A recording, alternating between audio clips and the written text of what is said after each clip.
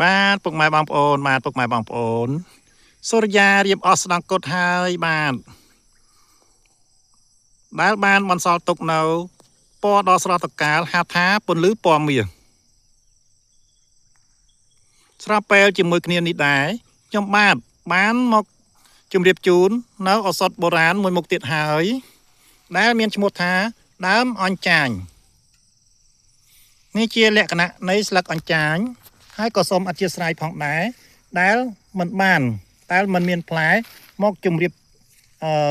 មិនមានផ្លែមកបង្ហាញជូនពុកម៉ែបងប្អូនបានមានតែស្លឹកប៉ុណ្ណោះសូមអធិស្ឋានដោយសេចក្តីអនុគ្រោះ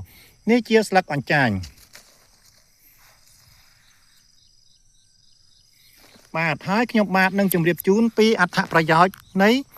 ដើមអញ្ចាញតែម្ដងបាទការព្យាបាលឬដាំទឹកផឹកព្យាបាលជំងឺឈឺឆ្អឹងខ្នងឈឺសរសៃប្រសាទស្លឹកក្តៅក្នុងបោសបិទកន្លែងព្យាបាលបិទកន្លែងក្បាលឆ្អឹងដែលឈឺគេក៏ប្រើជាថ្នាំត្រជាក់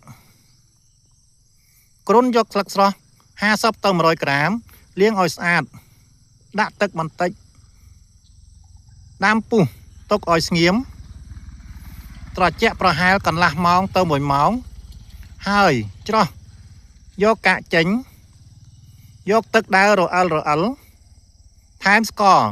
ឲ្យស្រួលពិសាសម្រាប់ព្យាបាលក្នុងមួយថ្ងៃបាទនេះព្យាបាលជំងឺគ្រុនក្តៅបាទស្លឹកព្យាបាលបោសទម្លាក់ព្រូនដាំយកទឹកបៀមឈឺធ្មេញអញ្ចាញធ្មេញឈឺចាប់បាទអញ្ចឹងបានន័យថាយើងយកស្លឹកបាទយកមកដាំទឹកបៀមសម្រាប់ព្យាបាលឈឺធ្មេញនិងឈឺអញ្ចាញធ្មេញ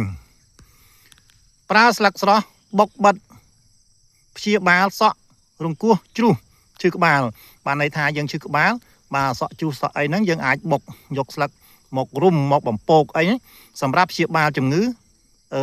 សក់រង្គោះផងដែរបាទរីឯដើមបាទព្យាបាលពឹសព្យាបាលថ្លើមនិងព្យាបាលកើតលឿងបានន័យថាបើពុកម៉ែបងប្អូនណាមានអាការៈស្បែកលឿងក៏យើងអាចយកដើមអញ្ចាញនេះ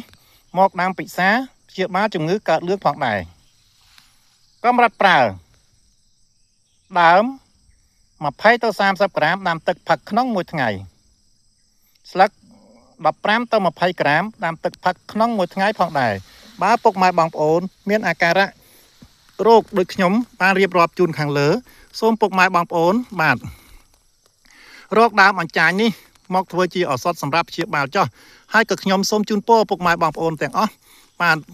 សូមឲ្យមានសុខភាពល្អជាផុតពីជំងឺរោគាជាតិទាំងឡាយទាំងពួងសូមអរគុណ